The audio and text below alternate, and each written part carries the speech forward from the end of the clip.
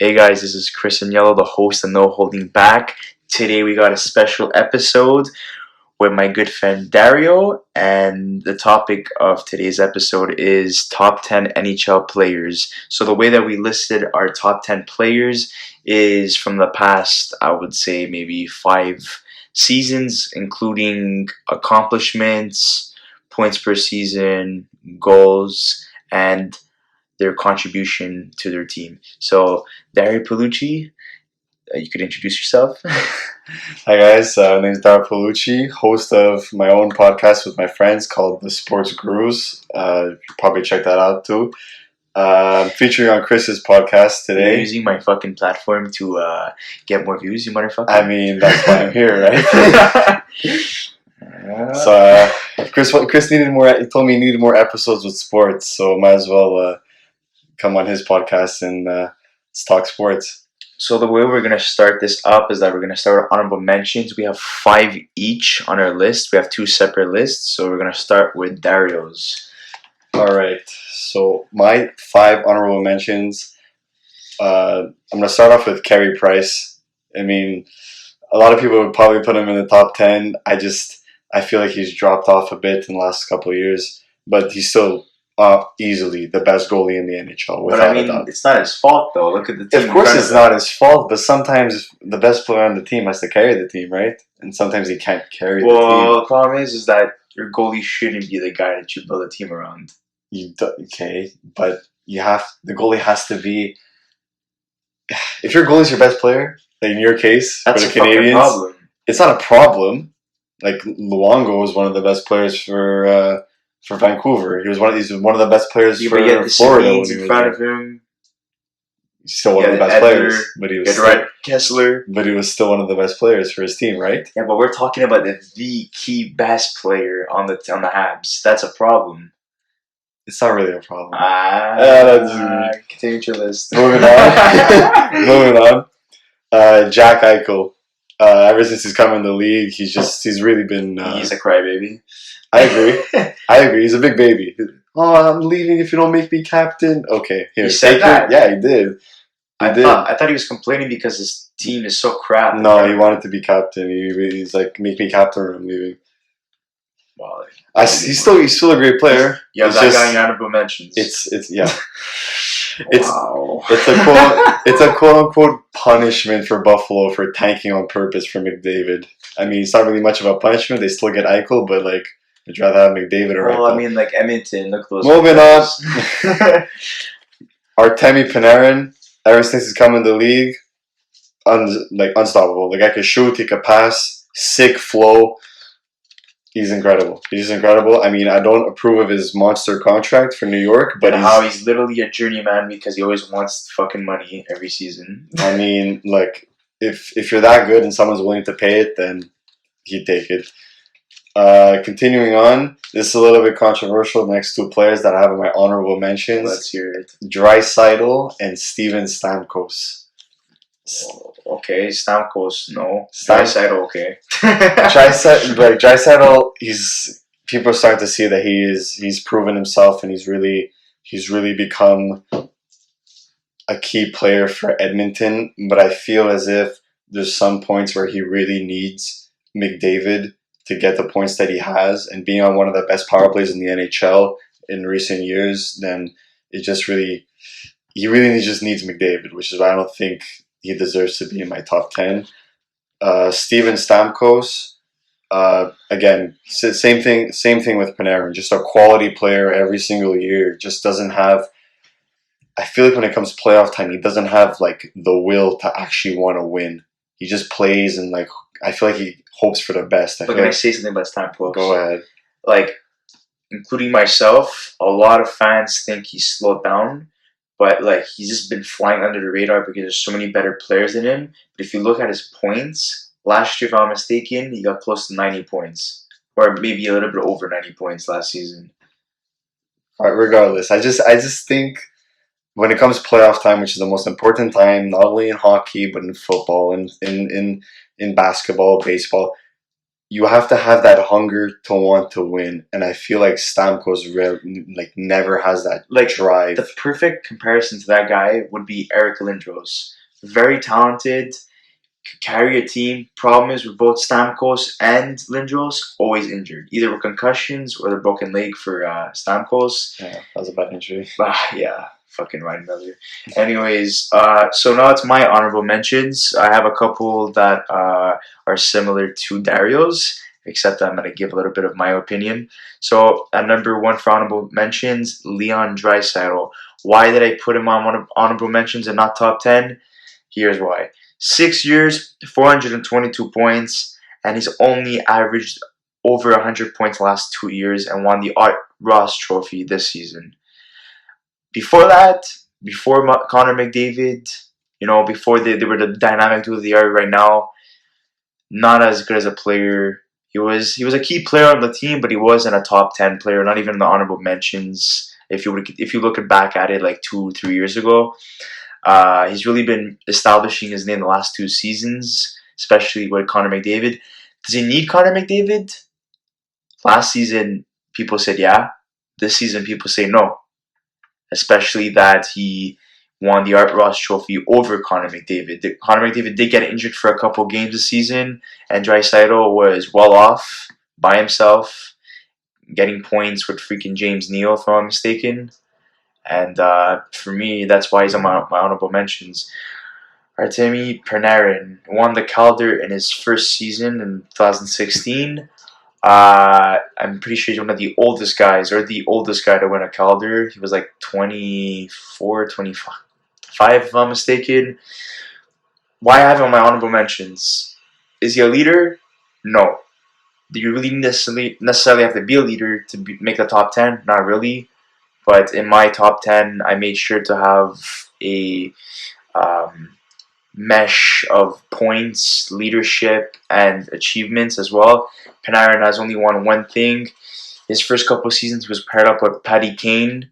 People argue that Patty Kane is the reason why he got over 75 points his first 3 seasons. After that, we realized when he got traded for Brandon Saad to Columbus, he was well off by himself, being the main staple, the face of Columbus Blue Jackets. But the main issue with this guy is that he always wants more money. He's gonna go play wherever they offer the most money. Rangers is a rebuilding team, yet they want to go throw $11 million at this guy. Is he worth it? For sure, 100%. I agree that he's worth it. Problem is, as a player, you want to win, and going to the Rangers just for the money, it's not a bright move. But they took us the right step in the right direction this year. They still got rid of a couple of key players from past seasons, so they're not really there yet. They're already a contender, not even close, but maybe the next 4 seasons. And that's if Panarin's still putting up points. Roman Josi at number 3 for honorable mentions. Why do I have him on this list? For a team that's so heavily dependent and relied on Shea Weber as a leader that was there for God knows how long, since the early 2000s, for him getting traded for Subban that has a charismatic character, not really that much of a leader, goes on Twitter and has to prove people that he's a good person. Is that wrong? No, every person has a different way of showing it, but Weber he's humble, and I like that about him. He used to literally block every single damn shot. He has the hardest slap shot in the league till this day. Literally shatters his own teammates' freaking bones and other opponents as well. He's literally the definition of a captain. If I had to make the top 10 captains of the NHL, he would literally be like top 4. But in this case, we're not talking about Weber. We're talking about Josi. Josi, people doubted him. They said, he needs Weber. He proved otherwise. He took Weber's mantle, and honestly, he was the right guy to be the next captain, and he helped propel Nashville to go to the finals the following season, not Subban. Just letting you guys know, and that's why Subban got traded. And this season, once he got injured for a couple of games, they suffered, and also they had Ekholm that got injured, and what's the other guy? Ellis too. Ellis, yeah. Those are the 3 guys that they really need. So when Pika got traded last offseason, not really a surprise. this is a little bit of a dark horse, Elias Pettersson. So why did I put him on this list? For honorable mentions, he has 66 points in both seasons. Well, as you know, this season wasn't completed, so he could have had more. So that's 132 points in 139 games. So that's freaking crazy. And he won the Calder last year in 2019. Why do I have him on this list? Because he literally took a depleted Vancouver roster without the Sedins that they heavily relied on since 1999, and he put that team back on the map. Even with the Sedins part of the lineup the last couple of years that they didn't make the playoffs, Pettersson was a staple, man. He literally proved so many people wrong. People were like, why is he taking so long to develop? He's 20 years old. Why did he come now? He should have maybe started a little bit earlier. That guy should have been number one in the draft the year that he got drafted in. Well, I don't know what year he got drafted in again. I think it was like 2017, if I'm not mistaken. And yeah, 2017 or... Yeah, it was 2017, the year that Nico Hirscher got drafted number one, which was a big mistake. Yeah, it was 2017. Dario could confirm that. Yep. He was on his phone. And for my last honorable mention, Patrice Bergeron, Quebec native, won the Stanley Cup in 2010, as you know. Four-time Selke winner. That just proves he's literally one of the best centermen in this league. The best two-way centerman, but he just did not make the cut for the top 10 in my list. He literally shut down centerman, gets you points, always there on the power play. Whenever they put him on the penalty kill too, amazing, especially in the playoffs. That's a guy that you really would love on your team heading into the playoffs. So now, heading to our top 10, and we're going to start with Dario's number 10. Number 10. Okay, so I have a questionable one. There's probably a lot of different players you could put at this list, but I'm going to put Mark Scheifele at number 10. Just because, Mark Scheifele, he's really stepped up for the Jets. He's a great face-off guy. He could defend. He's someone you could count on. He's just a consistent point-per-game player every season for that team. And you look at the Jets, how they've evolved over the years. That they have Liney now, and Wheeler's become what he is, and even losing Trouba and Bufflin this season, the team still held together, and the offense still played well. Neil Pionk stepped up on defense. Well, they struggled in the beginning of the season. They struggled at the beginning, but and in a strong Western Conference, I feel and to lose your entire right side of your defense and still be playing this well is not only a testament to the team, to the offense with Scheifele and Kyle Connor. It just everything. Cheveldayoff as coach has really done a good job for the team. And I'm gonna say my number 10 now. Yeah, Scheifele at 10. Yeah, so he's got his centerman. I'm starting off with a defenseman in John Carlson. Why is he on my top 10? Here's why. Last two seasons, he's averaged more than 70 points as a defenseman. Okay, Washington for so many years, excluding Mike Green. Okay, always had problems on defense. They always said, there's not really a key contributor on defense. There's really always Mike Green. He has really no one behind him. You had Shattenkirk at one point. You had Niskanen, Orpik when he was at his prime. And people are like, they're just struggling on defense, defensively and points-wise as well. You can't just rely on Mike Green. He's getting old. So once Mike Green left, John Carlson stepped up to the plate and has been doing freaking amazing. They won the Cup in 2018. Okay, he was a big help in the playoffs. Not only that, it's a crime. It's literally a crime that Brent Burns won the Norris Trophy over him that year. I agree. That was so full of crap. Okay, I don't care about this caveman looking guy. Looks so cool, making commercials and stuff. Plays with San Jose.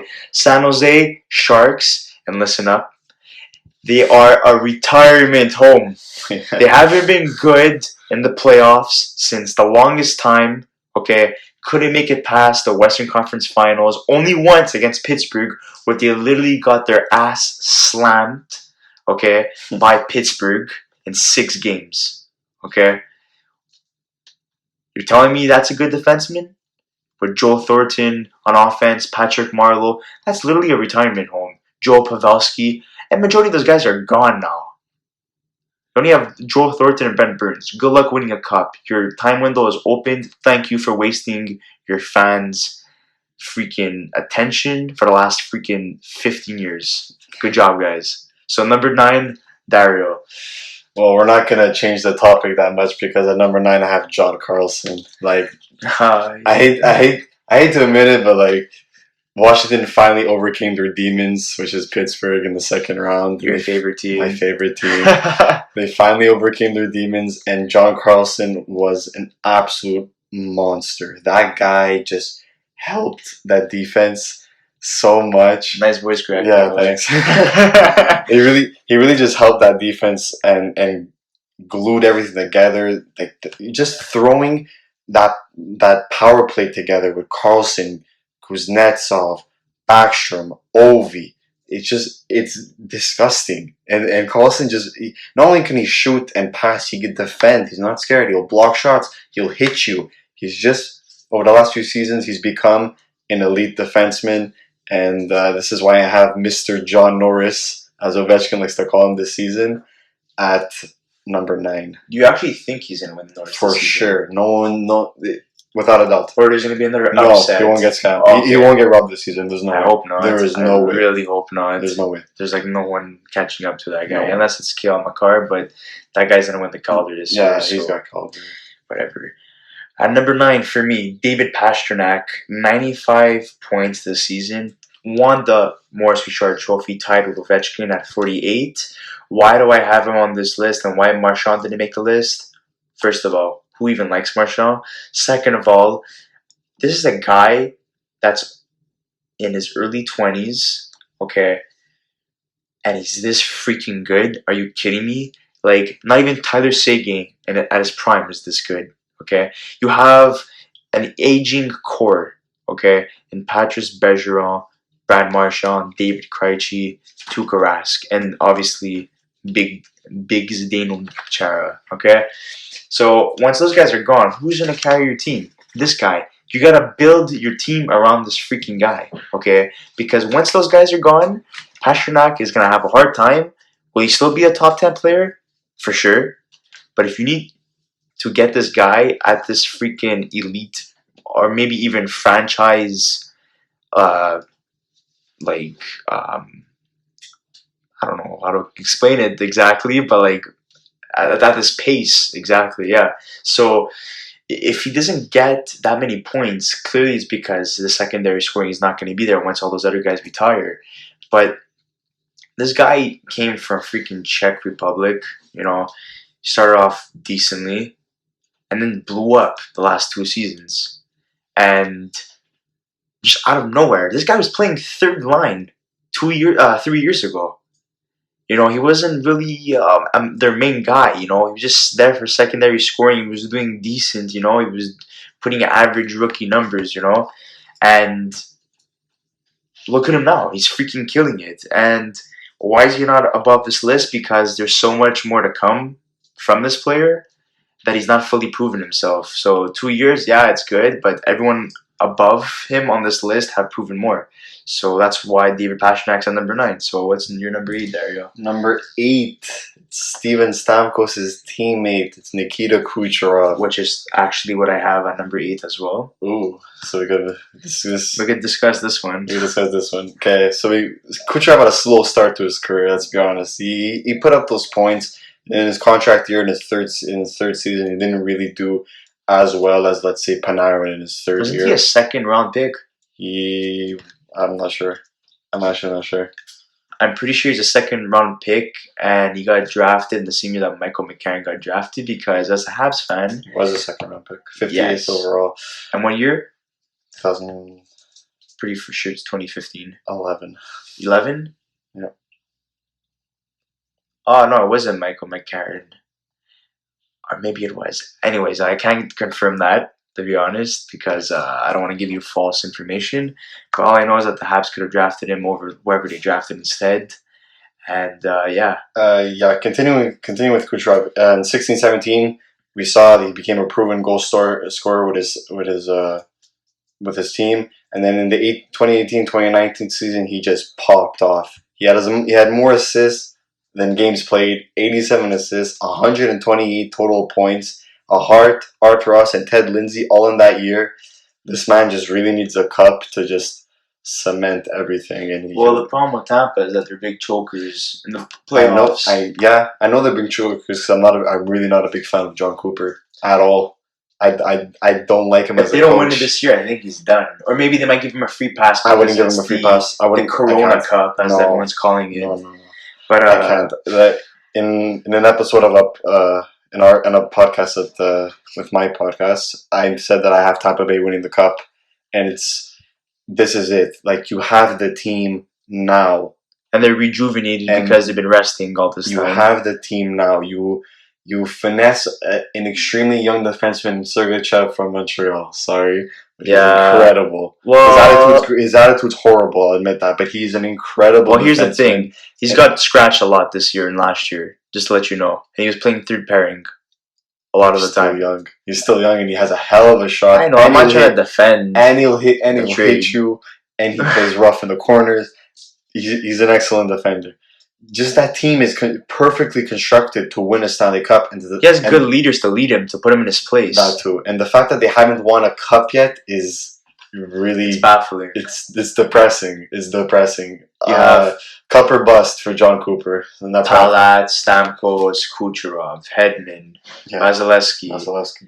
You know, I don't know what else do you really want. You know, it's just if you can't win the cup, you just can't win the cup. You know, just maybe you're just too much firepower. You know, there's too many heads butting. You know, and I don't want to shit on anyone's parade, but they have 5 players with Corona. That was announced, so we'll see what happens there. Maybe they're gonna pull it together and get through it, or maybe they're gonna sit out and not play. I don't know who those 5 players are. Hopefully, they're not a top 10 player because that's gonna really hurt them in their playoffs.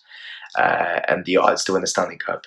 So the only thing I could really say about Kucherov that Dario hasn't said is that he won the Hart in 19.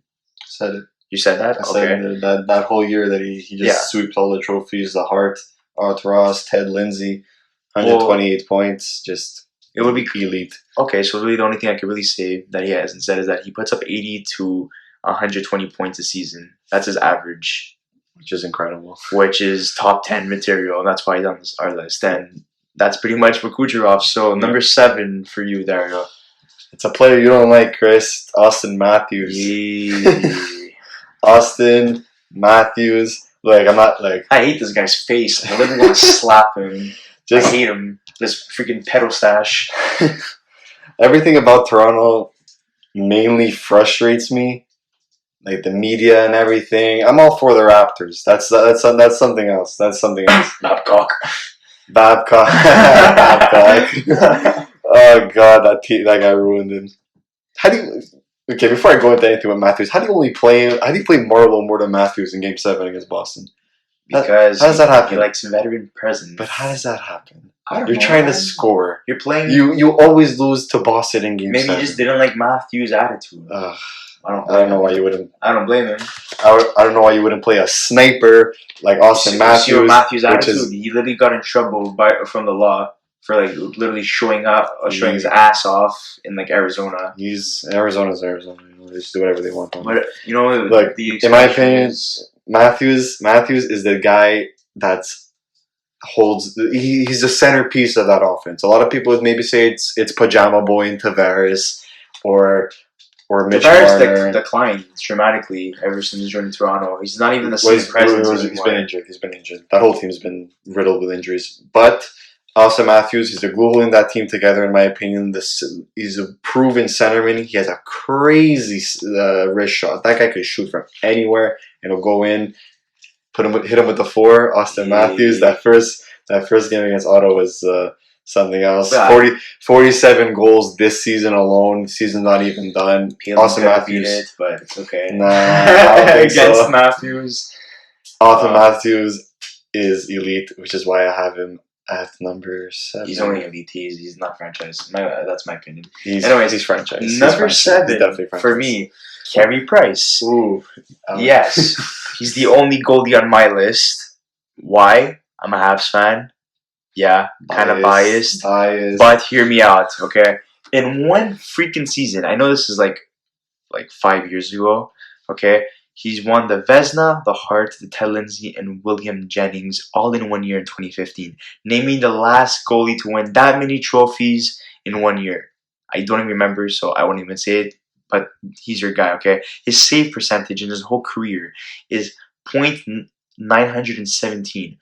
What kind of goalie has that kind of percentage with one of the worst offensive and defensive teams in front of him? You tell me that, okay? This guy is literally the face of the Habs, okay? The team is built around him, okay, for the last 10 years, okay? For someone to say that Carey Price is not as good as it used to be is understandable, but hear me out, okay? With a team not like when you're aging, okay, obviously your knees start hurting you as a goalie. You're not as flexible, especially injuries start piling up. In his case, the concussions, the bad knee, that took him off for a while. But he always overcame that, okay, despite the crummy defense in front of him. To put up a number like that for his career, and he still hasn't won anything. Yeah, people are gonna say we robbed him from winning a Stanley Cup.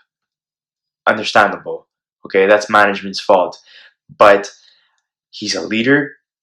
Okay, the fact that people literally call him uh, uh, freaking a god. What was his nickname? Jesus Price, I think at one point.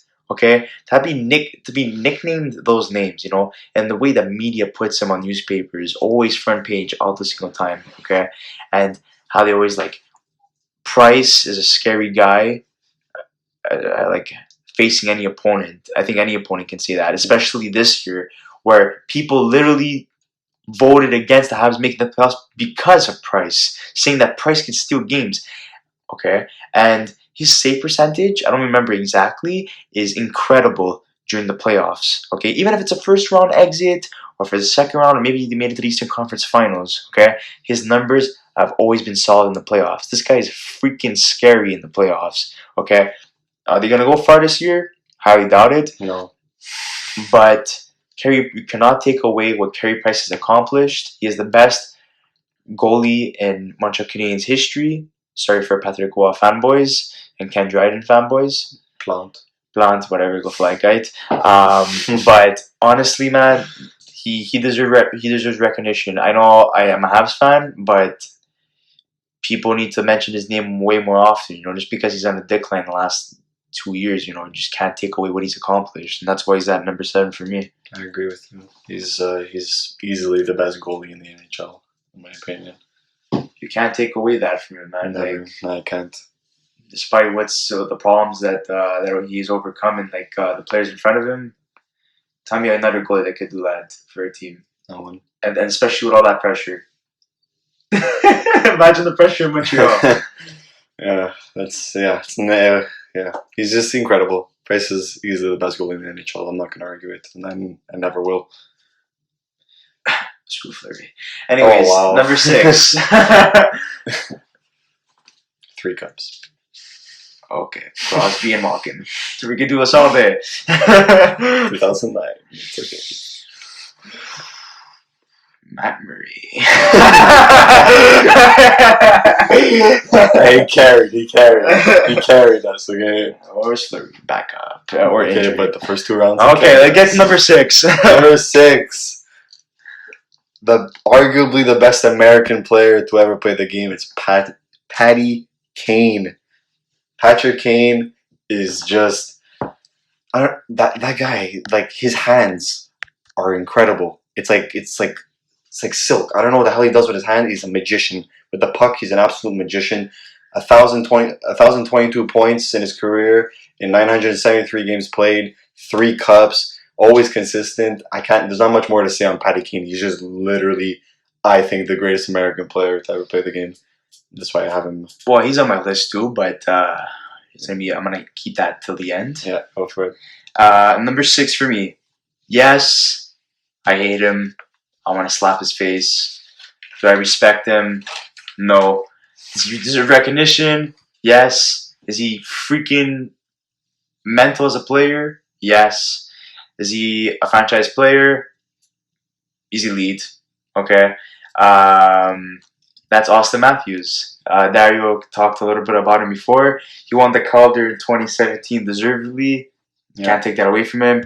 He has 285 points in 282 games, which is just unbelievable. He has one of the best wrist shots in the league. Mm-hmm. When it comes to playoffs, he's We'll literally Casper the Ghost. We'll see. You know, Jonathan Taves being there right now kind of takes a little bit away from him as a player. People were really like keen on him being captain ever since the video of him resurfaced like last year.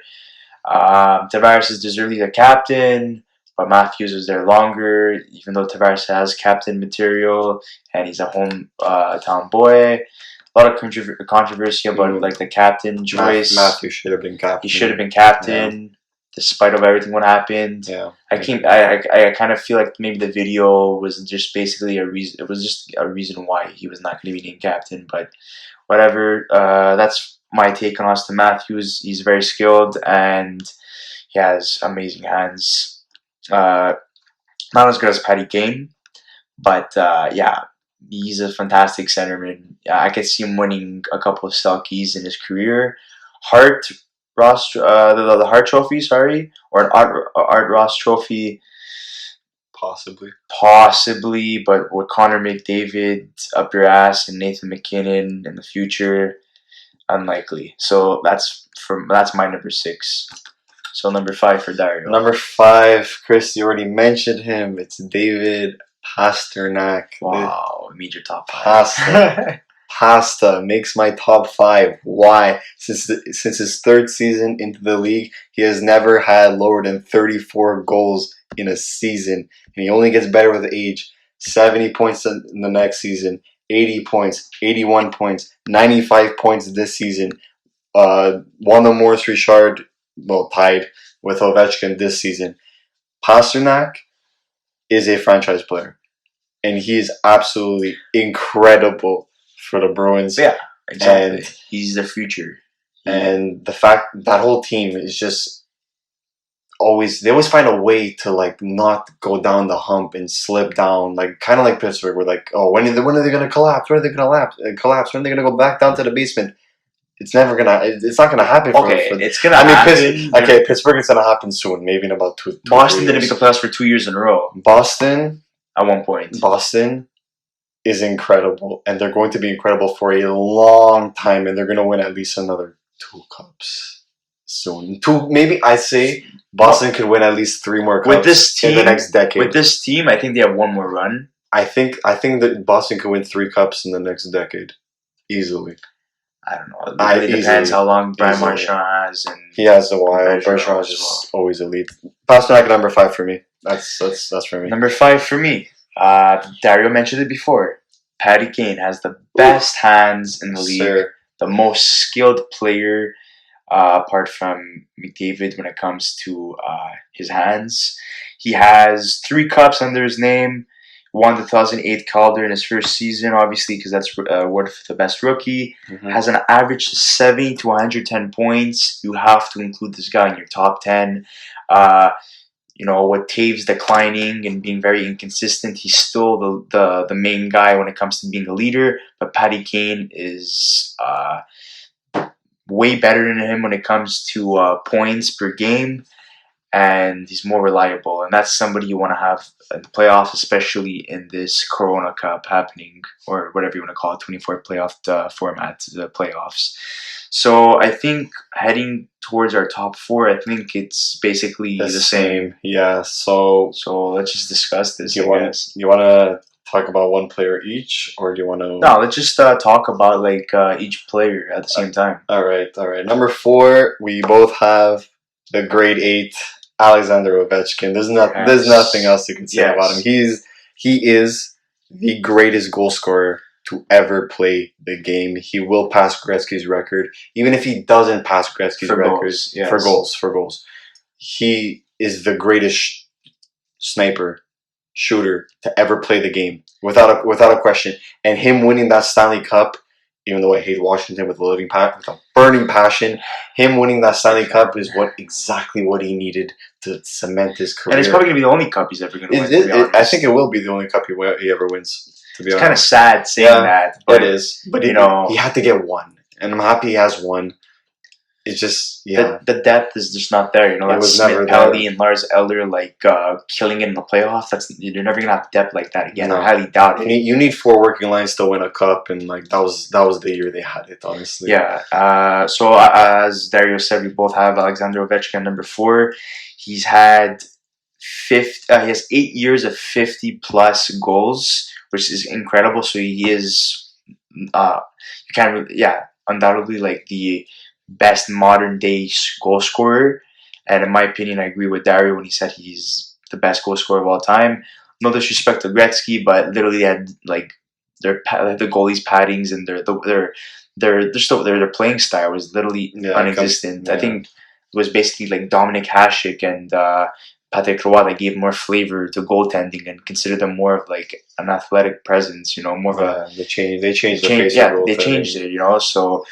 No disrespect to Gretzky, but you faced easier goalies than now. Yeah. He's just a consistent 50 goal scorer. As I said, this year he didn't reach 50 goals because it was taken away from him due to the Corona outbreak. Mm-hmm. So it's the first time I think ever there's been 2 winners of the Maurice Richard Trophy. So he tied David Pastrnak, as I said before, to 48 goals, and he's the franchise player of Washington and the all-time best freaking player to ever wear the Washington Capitals jersey. Without a doubt. And just 9 Maurice Richards. He's never had a season lower than 32 goals in his career, which is incredible. It's just, he's a beast. Yeah, no doubt. So, number 3, Nathan MacKinnon for both of us. Yep. Why do we have Nathan MacKinnon number 3, Dario? Nathan MacKinnon, he's fine. Colorado was really, really bad for a long time. So it took MacKinnon that everyone had. The hype was on MacKinnon. It was definitely on MacKinnon. Next, Crosby, all that hype was there. It took him some time to finally hit his stride, but he's finally hit his stride. 17-18 season, 97 points. 18-19 season, 99 points. This season, 93 points. The best thing that I love about Nathan MacKinnon is that, kind of like what Tom Brady does in the NFL, where he's willing to take a pay cut for his team to win, McKinnon's cap hit is only 6.3 million. He's a leader. He's willing to sacrifice money so his team could go ahead. McKinnon's a guy you pay $11 million a season. Around $11-12 million a season. You're saving $5 million in cap space. That's a second line player. That's a third line player. When his second that player can change, and he said he's willing to take a pay cut again. Yeah, this guy. So he wants to finish his career with Colorado. Yeah, he's willing to take a pay cut again, just so that his team could sign some other guy to help him on the second line, to help the third line, to help the defense. Nathan MacKinnon is incredible. That's why we have him at number 3. Chris, anything else? Nathan MacKinnon, 495 points in 525 games. A recipient of the Calder in 2014. He comes from the same mold and hometown as Sidney Crosby, and has a lot of characteristics like Crosby as a leader, and maybe even his playing style a little bit. He's all over the place. Both fantastic centermen. They're not really known for their goal-scoring abilities, but they're always there for assists. They shit assists literally out of their ass. You have Landeskog playing with him. You have Callum McCarr that's coming up in the rankings with Colorado. Right. You have Burakovsky that's picking it up after being traded from the Capitals to Colorado. You have Rantanen, who's freaking young as well, and he killed it this season. Paul McKinnon, just like Crosby, maybe not as bad as Crosby, but injuries been killing his season. and his ability to get to generate more points and be more of a presence for his team.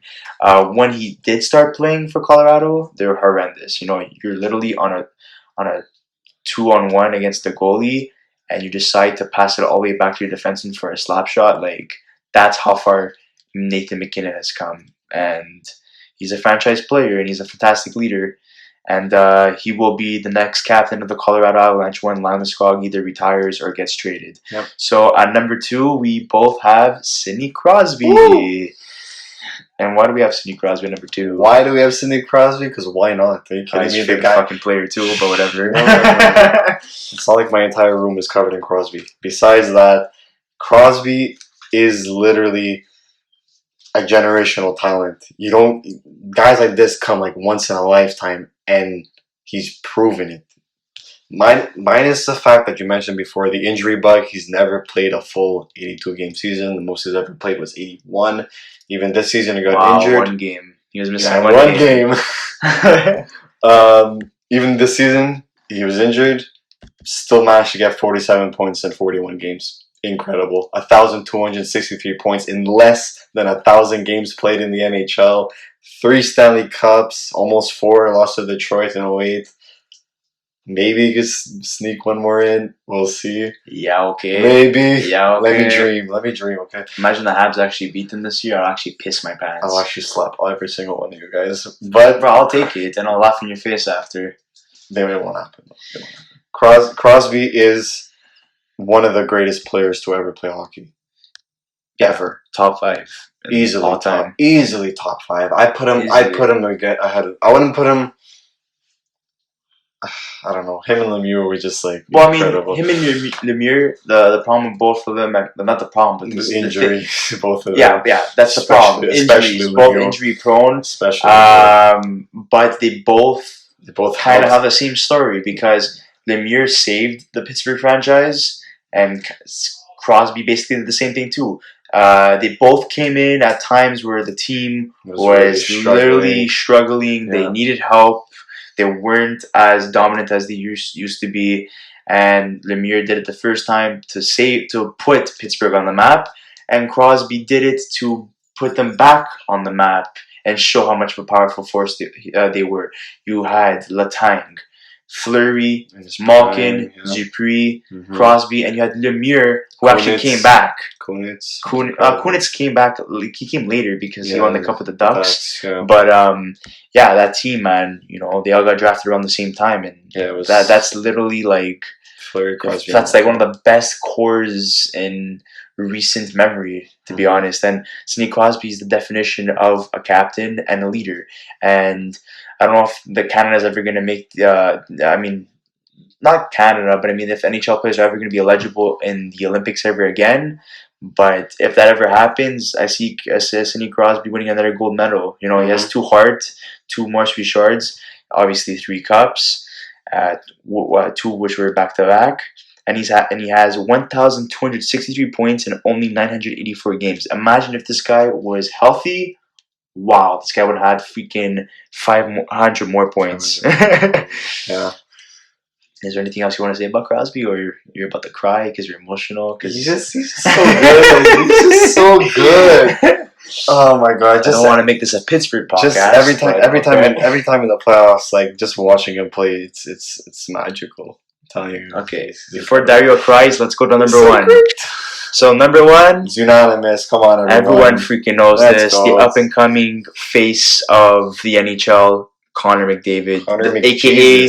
the new Wayne Gretzky. Connor McJesus. So why do we have Connor McDavid? Everyone knows why, but we're going to give our own take on it. Oh, I'm going to go first. Yeah, go first, yeah. What else is there? What can you say about the McDavid? I can't even describe how great he is. What I mentioned before, Crosby's generational talent. McDavid's a generational talent. The guy is literally a cheat code. He's broken. In his rookie season, he would have won the Calder if he didn't get hit by Brandon Manning, who ended up becoming his teammate. Shirelli, great job. That's why you got fired, loser. But in that rookie season, 48 points in 45 games. He was on his way to the Calder that season. 4 seasons of the NHL, 469 points in 351 games. Are you kidding me? This guy is unbelievable. And if That's only 5 seasons. Imagine it again. It's probably gonna have double. Oh my That's god, crazy. it's incredible. Just there's one thing. It's one thing and one thing only. He needs multiple cups. I'm not just talking about one cup here. This guy needs multiple cups. If he doesn't win at least 3 cups, as many as Crosby has, then I'm just gonna be mad at Edmonton for the rest of my life. This is the problem, okay? For the last 4 seasons, it was literally utter trash. The guy was robbed from 4 years, okay? Yeah, now you finally have Ken Holland, which is one of the best GMs in the league. He built Detroit. He built Detroit's dynasty with Babcock. Can't take that away from both of them. I'm pretty sure they won 2 cups, if I'm not mistaken, together. So Ken Holland is the right GM finally after like freaking 20 years for Edmonton. Connor McDavid is the face of the NHL now, with Crosby slowly stepping down from that role. Sadly, don't cry, Dario. Problem with Edmonton is that besides Draisaitl, you have Ryan Nugent-Hopkins. How long can he really be decent for? Yeah. And then this year, they threw in Tyler Ennis. You have Anastasio. On defense, defense is kind of shaky, but you have Daryl Nurse. You have Bear. Clefbaum. You have Clefbaum. Yeah. Your goalies. That's shaky. Your goalies are. This is the problem with the goalies. You have Koskinen and Mike Smith, both 2 old guys, and none of them could be your starters. So you got to separate the amount of games that they play in a season. So they need a new number 1 goalie. I hope it's Holtby. With him being a UFA. Defense, need a little bit more on defense. Maybe pick up like somebody like Tyson Barrie in the offseason. On offense, James Neal, good pickup for this season, but his contract is horrendous. Yeah. And at least they got rid of Lucic. Yeah, at least they got rid of Lucic. But they have Cassidy on the 3rd line. The 3rd and 4th line, I think, are well established with Derek Brassard as well. Mm-hmm. Derek Brassard's with Edmonton now or Islanders? Not actually sure. I'm not really sure. I give up on Derek Brassard. Whatever. Screw that guy. Since you left that. Traded for Zibanejad. What a joke. Even he knew. He even acknowledged it was a joke. But anyways, Connor McDavid at number 1. So I just want to thank Dario for being on the podcast today. Thanks for we finally got a chance to talk about hockey, which I know in my description I always said sports. I didn't really talk about much sports. MLS, the video didn't do so good. But, we're going to pick it up a little bit with hockey because I know people in the world prefer hockey over soccer, especially in Canada. Well, in Canada. In Canada, sorry, not the world. But apparently on YouTube, there's more views of hockey shit than soccer shit. So thank you so much, Dario, for being on the podcast today. Don't forget to view my other episodes and subscribe. Thank you so much, and have a good day, everybody.